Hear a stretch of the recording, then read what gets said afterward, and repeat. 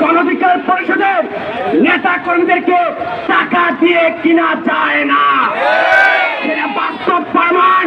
BP নূরকে যেদিন তুলে নিয়ে গেছিল সেদিন বিপি নূরকে বলেছিল তোমার কত কোটি টাকা লাগবে, টাকা নিয়ে যাও, বাড়ি নিয়ে যাও, তোমাকে মন্ত্রিত্ব দায়িত্ব দিব। সেদিন কিন্তু আওয়ামী লীগ থেকে এই অফার এসেছিল। তখন বিপি নূর বলেছিল আমি দেশের মানুষের সাথে বেইমানি করতে পারি না, কিসের মন্ত্রিত্ব, কিসের টাকা, রাজপথে আছি, রাজপথে আওয়ামী লীগের পতন ঘটাবো।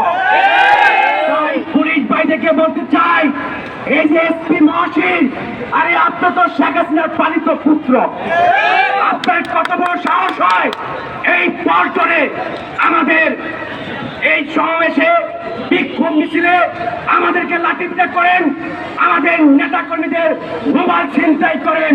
আপনি যে এখনো সুস্থ আছেন, আপনি ধন্যবাদ স্বীকার করেন।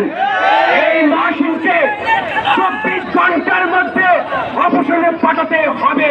কোন ছাত্রলীগের জেলা পেলা কোন প্রশাসনিক ডিপার্টমেন্টে থাকতে পারে না।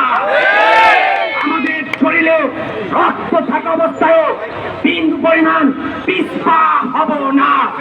উপদেষ্টাদেরকে বলতে চাই, আপনারা এই 30,000 জুলাই আগস্টের শহীদদের রক্তের সাথে বেইমানি করতে পারেন না।